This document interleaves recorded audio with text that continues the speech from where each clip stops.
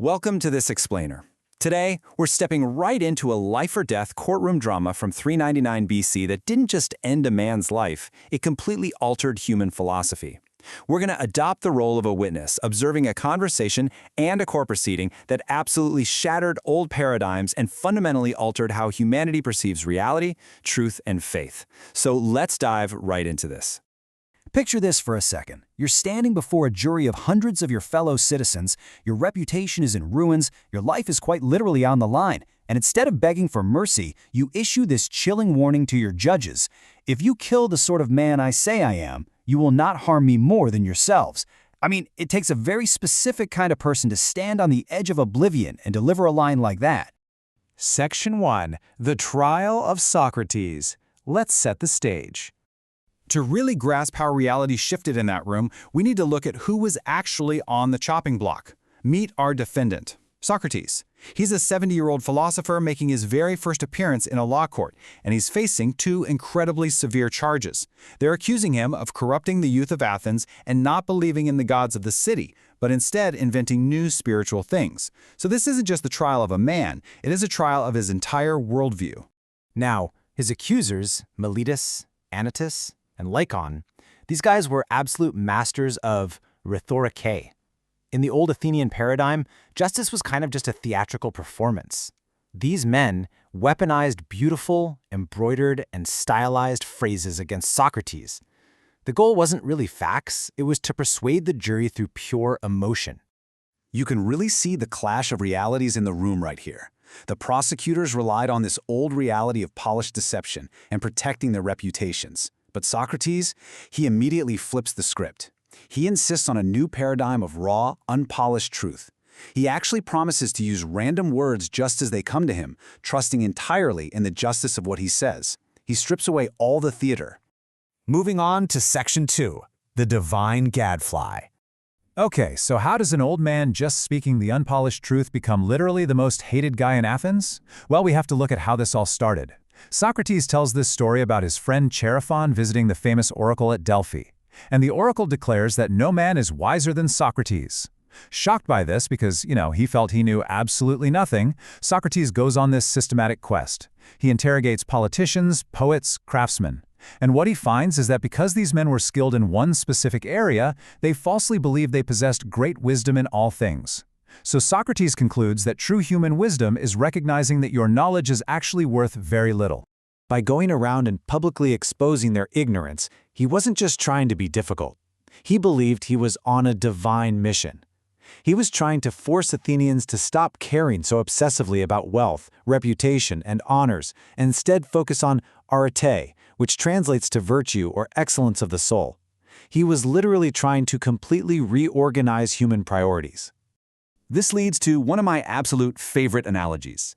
He brilliantly compares his beloved city of Athens to a massive, noble, but incredibly lazy horse. And himself? He's the gadfly.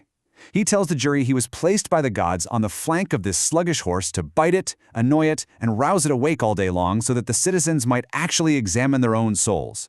It's a deeply provocative and, frankly, a brilliantly irritating image. Which brings us to Section 3. Cross-examining the accusers. Well, shocker. Nobody likes being bitten by a gadfly, and that built-up resentment is exactly what brought him to this trial. And now, we get to witness the intellectual execution of his primary accuser, Miletus.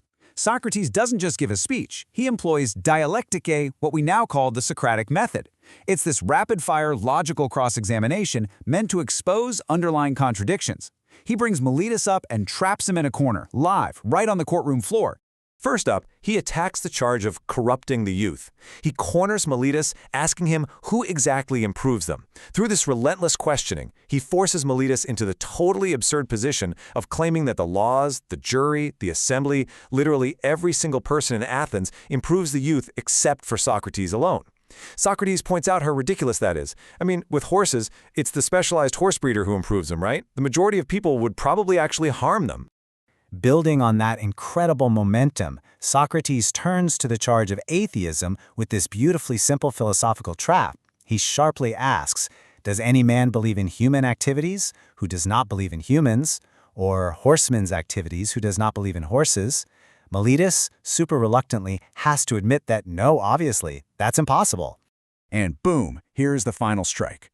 Socrates points out that the formal affidavit literally accuses him of teaching about new spiritual things. So, applying the logic they just agreed on, if he believes in spiritual things, he absolutely must believe in spirits. And since spirits are the children of the gods, he must believe in gods. He proves the legal charge completely contradicts itself. He shows the jury that Miletus is accusing him of inventing new gods and being a total atheist at the exact same time. It is an absolute masterclass in logic. Section 4. A defiant penalty. You'd think he'd walk free after completely shattering the prostitution's logic like that, right? Well, human nature is stubborn. The jury is swayed by decades of deep-seated resentment and slander, and they deliver a guilty verdict. But the dramatic tension in that room must have been palpable. Look at this number, 30. Out of a massive jury of hundreds of Athenians, Socrates notes that a switch of merely 30 votes would have acquitted him entirely. He was so incredibly close to walking free. So under Athenian law, after a guilty verdict, both sides propose a penalty, and the jury picks one. Miletus proposes death. But instead of playing it safe, suggesting a heavy fine or exile, which the jury probably would have accepted, Socrates audaciously demands a reward. He suggests he should receive free meals in the Prytaneum. That is an honor usually reserved for victorious Olympic champions. He literally tells them, the Olympian victor makes you think yourself happy, I make you be happy. He just absolutely refuses to engage in the typical theater of the courts. He explicitly tells them he's not going to bring his 3 sons into the court to weep and beg for his life. He insists that a judge has sworn an oath to give justice based on the law, not to hand out favors to men who perform pitiful dramatics. He is simply not going to compromise his truth just to survive. And finally, Section 5. The unexamined life. Infuriated by his defiance and his flat-out refusal to validate their power by begging, the jury sentences Socrates to death. Knowing he's about to drink poison, he offers these immortal reflections on mortality. He pulls his friends aside and reveals that his divine inner sign, the one that always stops him when he's about to make a mistake, has been totally silent all day, so this death sentence must actually be a blessing. He reasons death is one of 2 things. Either it's a peaceful, dreamless sleep for all eternity, which honestly sounds wonderful, or it's a relocation of the soul to Hades. And if it's that, he jokingly points out it'll be an incredible opportunity to spend eternity cross-examining the greatest heroes of Troy, like Homer and Odysseus. Either way, he says, the good man has absolutely nothing to fear.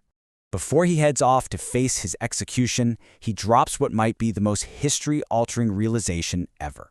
He tells the jury exactly why he couldn't just keep quiet and live out his days in exile. The unexamined life is not worth living for man.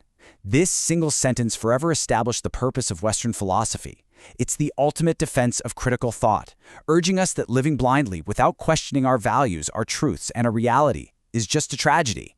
Socrates might have been condemned to death, but honestly, his truth condemned his accusers to history's judgment. He shifted human perception forever by insisting that virtue matters so much more than mere survival. And so, as we wrap up this explainer of such incredible source material, I want to leave you with the very questions Socrates used to shatter his world, hoping it might just awaken yours. Are you prioritizing wealth and reputation, or the best possible state of your own soul?